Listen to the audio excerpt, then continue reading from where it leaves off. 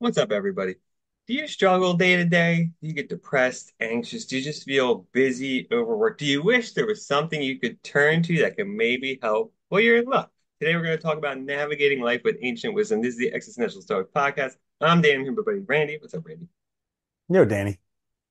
Yeah, so what do you think about this? I don't know, like, it's the topic in general.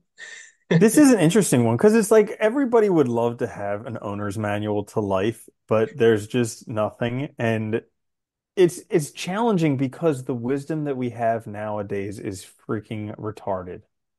Dude, it's And the all gone. people, the people who it's like the people who get the most publicity are just the ones who yap the most, not anyone who has anything upstairs.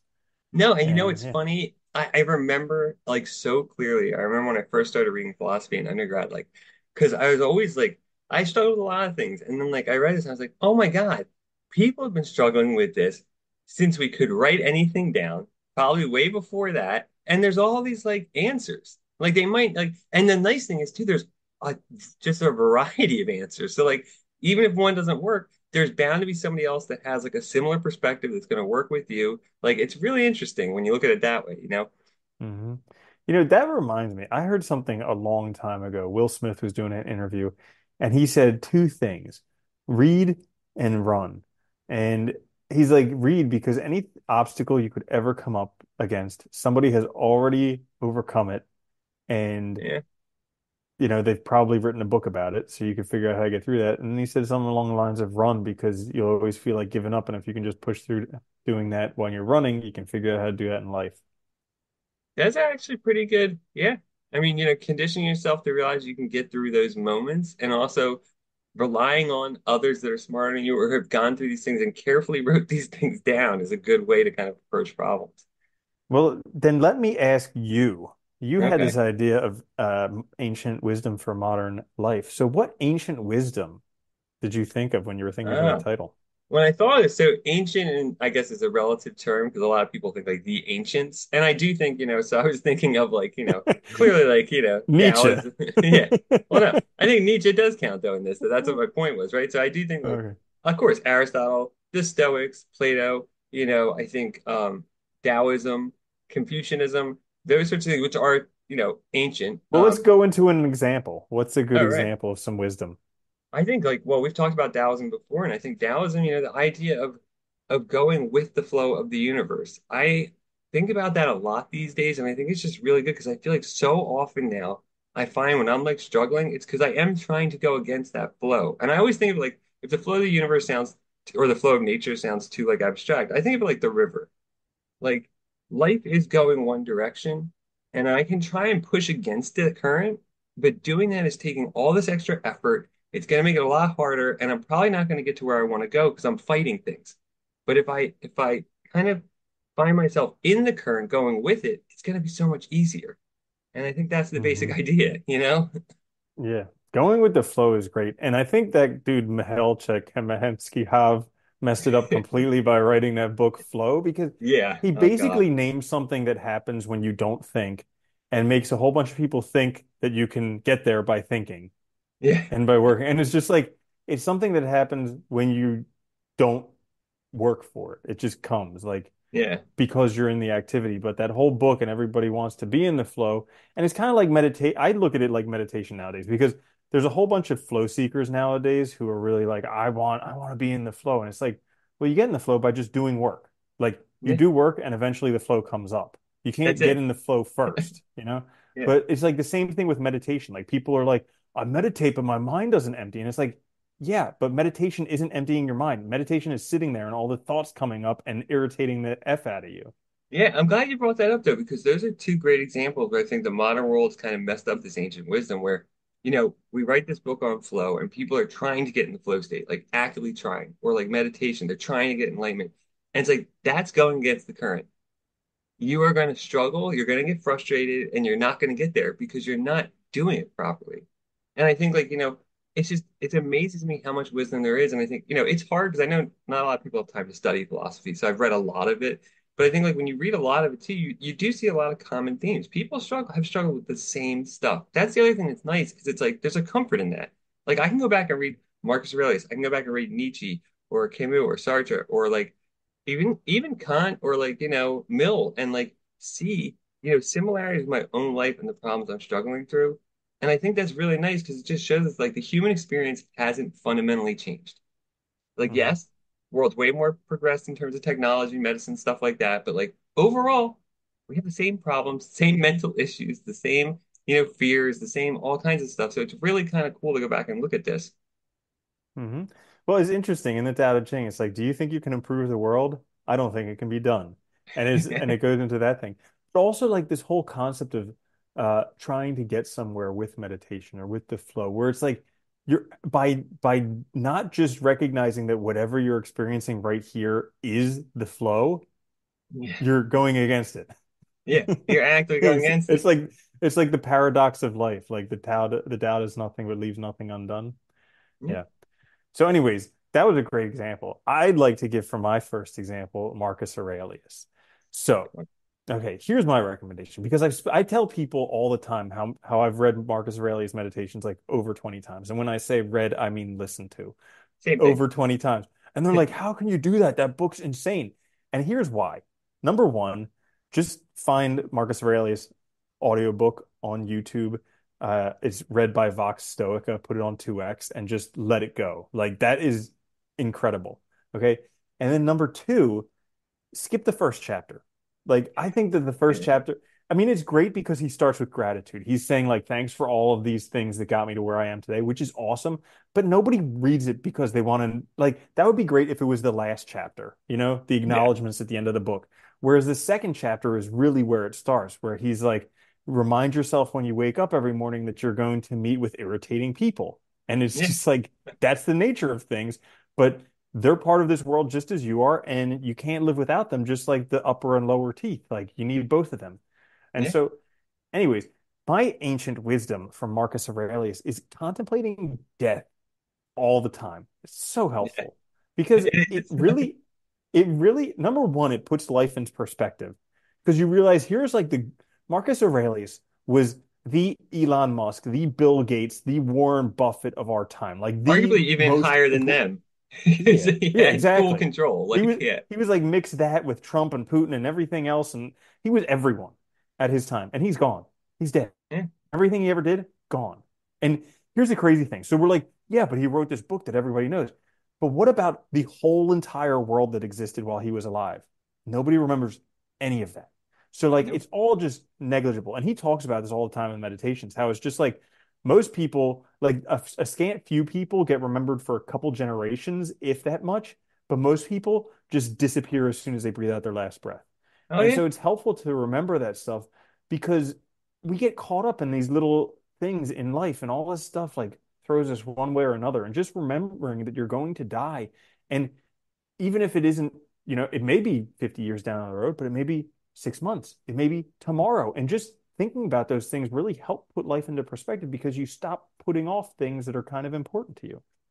No, him and the existentialists too have helped me a lot with that because their idea that, like they're atheists, so nothing happens after we die. We die and that's it.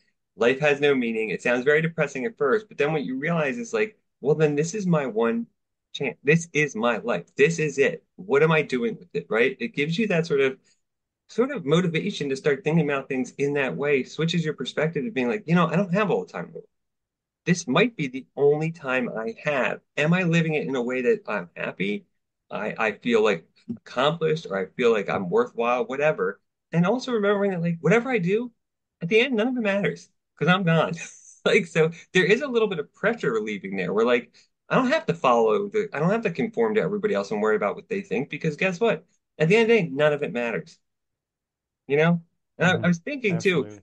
on a side note, um, it might be helpful because I know like a lot of people, philosophy is scary. It can be really dull and it can be hard to find. And I think like I was thinking maybe some recommendations for people who are interested in this, how they might Hmm. go about it. I have a few, like, I would say like, if you want to do audiobook route, fine. Keep trying until you find somebody you like that's doing the reading because that can kill a book. I know that can absolutely kill it. And also, I think like your recommendation, skipping the first chapter, you don't have to read these books all the way through. Like the first chapter, Marcus Aurelius is a good example. If you're an academic and you're studying Marcus Aurelius, that chapter is great because like you're getting a sense of like who he's interacting with. You can make connections to other historical figures. But if you're looking at it for like help in life, you don't need that chapter. Just skip it. And I think it's okay to skip through some of this stuff because you're using it for a practical purpose. You're not studying it to, write papers and stuff like that. And my other recommendation is take, well, two more is take it slow and read it often and multiple times.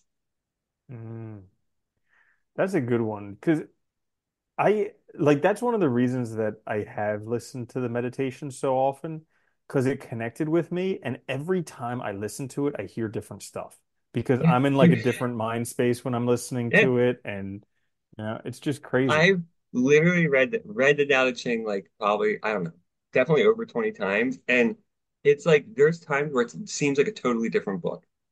And like I Mhm, noticed too when I started teaching philosophy, because I'll reread stuff because I'm teaching it.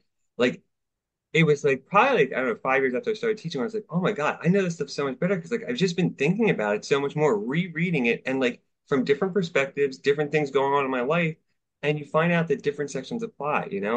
Well, like I know we talked about the Enchiridion by Epictetus mhm, and Massimo's revamping of mhm. that book. That's a great Field book too Guide to to a like Happy Life. Yeah. yeah, yeah, that's right. Yeah. Because you can just kind of like, it's written in such a way where you can kind of just dip your toe in, read like one section today, one another day, and it's like kind of meant that way. It's really nice to kind of like just introduce you to it. But yeah, I think Hmm. that's a good recommendation. Read it again, read it often, and go slow with it. Don't get stressed out about it. Look for help in these pages. Hmm. Yeah, absolutely. And let's see. What other ancient advice, ancient wisdom? I think just also like, one of the things I've always, I guess, has impressed me by these ancient thinkers is just like the careful thought that they're putting into thinking about their own lives, the world around them, and themselves. Like, how often do we actually do that? How often do you sit down and Mm, like when you have a problem, how often do you really sit down and with pen and paper and work through it? Like, where are these thoughts coming from? Why do I have these values? Are these from me or are they from society? Are they coming from the outside? Or are they coming internally? Like, those kind of questions we don't often self-reflect that deeply and we're so not self-aware, so I think like it can be a really good way too to like kind of just bring yourself into the world and into yourself and know yourself in a way that you never really could have thought before possible. I like that you mentioned that because I was listening to that book Die with Zero again, which is kind of like Yeah, optimizing your finances so you don't die with a whole bunch of money left over because that would just be wasting your life. And it's a really interesting book for anybody interested in personal finance. But he mentioned that stuff by Bronnie Ware, The Five Regrets of the Dying. And the two top regrets, one was I wish I lived a life true to myself, not what others or society wanted me to yeah, be. And then the other was I wish I didn't work so hard. And that's really interesting because I think that, you know, contemplating death for me helps me live a life that's truer to myself because I yeah. see that it's going to end. And I'm like, well, if it's going to end and I'm going to disappoint people no matter what I do, I Yeah. might as well just do what's right for me. Well, it's funny though because how often do we do so much stuff. Like I always love Nietzsche because in the three metamorphoses, he the first one's the camel, right? And you're carrying all these obligations on your back, and they're all obligations from society, from other people, from family. And it's like it's not until the camel changes into the lion when he says no, like no more, I'm done with this crap, that you can start making your own life and being yourself. You have to resist it, and it's hard. And I think they talk. That's the other thing I like about it because they talk about it a lot. Nietzsche especially talks about it a ton. Like that when you make this transition, it's going to be hard. People aren't going to understand you. They're going to get mad at you. They're going to get upset. But guess what? At the end of the day, it's your life. It's not theirs. And this is it? Isn't it crazy how people want to impose their will on you? And Oh, it's yeah. tough to say no. Yeah. And a Well, lot of times, especially, because oh, nowadays we're so busy and there's so many opportunities. A lot of times nowadays it's saying no to stuff you actually kind of want to do, yeah, it is. but you It's just don't hard. have the time. We Yeah. don't, right? We don't have the time to do it all. We can only do certain. That's the other thing that's great too, is like, Kierkegaard and like Sartre and Camus on choice. And how hard, like they talk about, the anxiety, the dread of just making a choice because they're thinking about choice from that perspective that I only have this one shot. I can do I can do what I choose to do, but I can't do everything. And all of a sudden, like, it's not just saying no to stuff I don't want to do. It's not just saying no to somebody guilt tripping me or something. It's also saying no because I'm making a very specific choice about the direction I want my life to go. And that might mean saying no to things that I also want to do. And that's hard. And how do I deal with that? Or that I might be making the wrong choice. That's the other fear, right? That dread that this choice is going to define me. Am I making the Hmm. right one? Yeah. Hmm. Yeah. Yeah. So let's see. Another interesting thing, uh, so what is it? Wisdom of the ancients is so like I heard recently. Now, it may or may not be true, but I heard recently that like one thing that can cause depression and a lot of pain in the body and all this different stuff is unconscious psychological conflict. That sounds And 100% true. I mean, yeah, that seems yeah. totally So true. Yeah. I was looking back in my own life to the times when I suffer with depression. And these were times when there was definitely a conflict going on that once I resolved, depression lifted, you Right. know? That's why they call it the weight on your shoulders, right? Because you Hmm. get that burden off. And it's not like physical, but it feels physical, dude. It really does. No, I agree with Hmm. you. I think that's got to be the case because, like, all the times when I really felt that way, a lot of times it's also like conflict with these big things. Like I'm doing something I don't really want to do, but I'm not like fully conscious of it yet, and I need to make a big change in my life. Stuff like that can also be very much a source of depression, and that's that internal conflict, right? And so like where I was kind of going with this is like a lot of times when people are depressed, they feel very much alone. They feel that like there something's wrong with them and everybody else has everything figured out in the world. Nobody else suffers from this, but there's something wrong with them. And it's like one thing that I got from reading philosophy and also from reading a lot of other books, like particularly biographies of famous people, is that's just not true. It's part of the human condition. So it's like being a human comes with a great chance that you're going to be depressed sometime in your life because we have these conflicts that come up all the time and we have this subconscious and we have this conscious part of us and there can be conflict between the two of them and also just like the questioning of it because one thing that I enjoyed where there were a couple things where there were a couple books like the myth of Sisyphus and Awesome. Yeah. some other things where like they talk about suicide and why why not to do it. And I remember listening to this book, Ikigai, where he talked about the guy who wrote Logotherapy, Viktor Frankl, who was all about logotherapy. And he's like the first question that he would ask his clients is, "Well, why don't you just commit suicide now?" And Yeah. it's a really interesting question because it's like thinking about death is important, but also thinking about why life. Yeah. And Camus says in the Mythicists that the answering the question of whether you should commit suicide is answering the most fundamental philosophical question because what he's saying is if you say I don't want to kill myself, you've just said that life is valuable. You've just admitted that existence is more valuable than not existing. So now the question is why, right? You've just affirmed now that this has value. You've done it. And I think it is Hmm. true, right? I'm glad you also mentioned biographies because when we say ancient wisdom, my brain always goes to philosophy. But like, we don't want to forget, like, there's also, religions. There's also biographies. I mean, there's so much. You can even look at histories too. Anything, because I mean, anything from the past gives us an insight into the human experience, and that's really what we're interested in when we're struggling, right? And when we're trying to live a better life. So yeah, Hmm. I think that's a good Yeah. point too.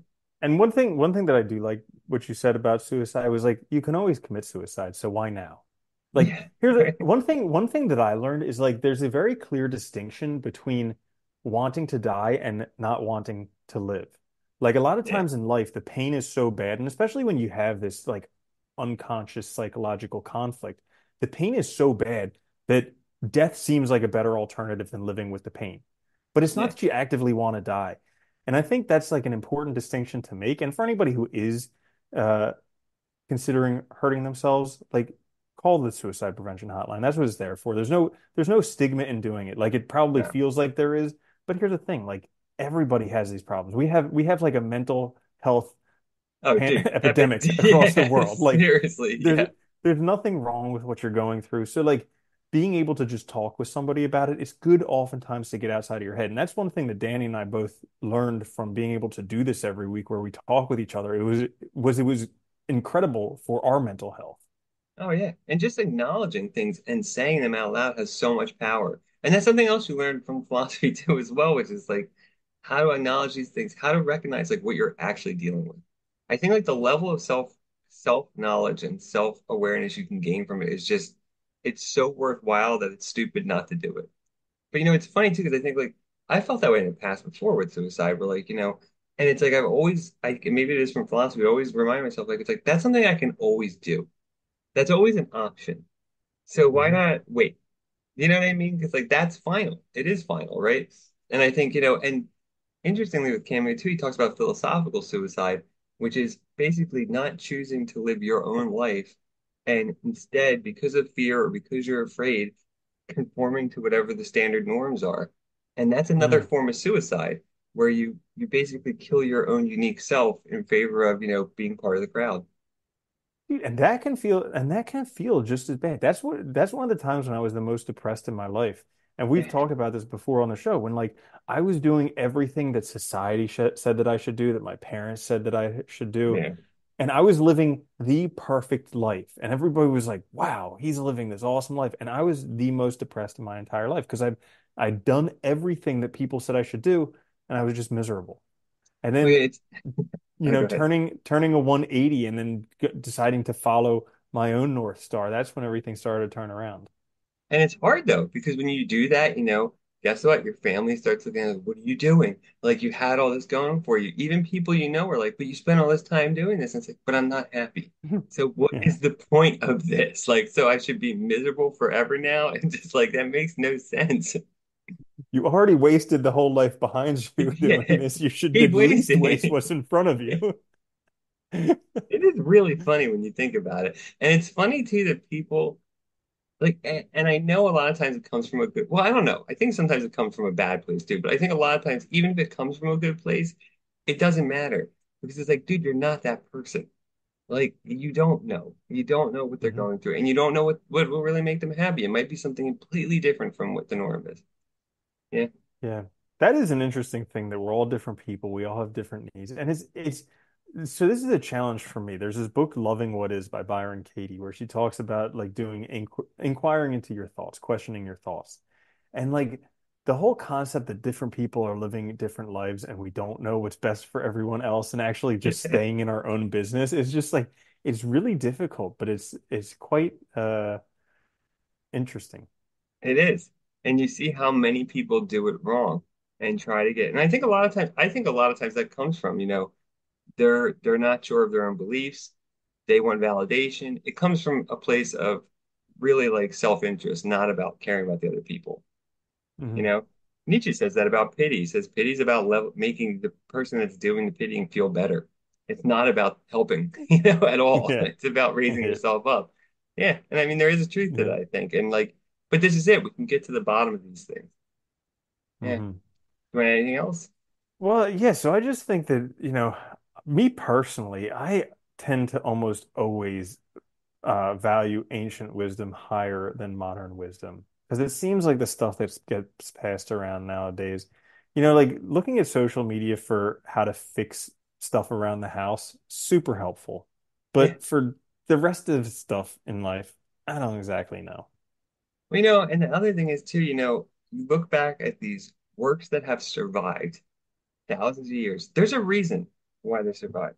There's a reason why people keep turning back to them and rereading them and reading them again and again. So do yourself a favor and start doing that. Explore it. There's so much. And, I think for anybody that is interested and goes, does explore philosophy, there's a lot of philosophers and a lot of different philosophies. So if you try one and you find it boring or don't like it, then put it down and try somebody else. Try a different time period, try a different perspective, a different view, because there's so many, you will find one that you do like and a writing style Mhm. that you appreciate. Mhm. Bam. So there you have it. Living better, or what do we call it? Something about ancient wisdom in modern times. Yeah, why you should look at ancient wisdom, whatever. Yeah. So hopefully that helps. Uh, check us out on YouTube or wherever you get your podcasts. Please like, share, subscribe. It helps it out a lot. We'll be back later this week with another episode, though. Until then, later, Andy. Later, Danny.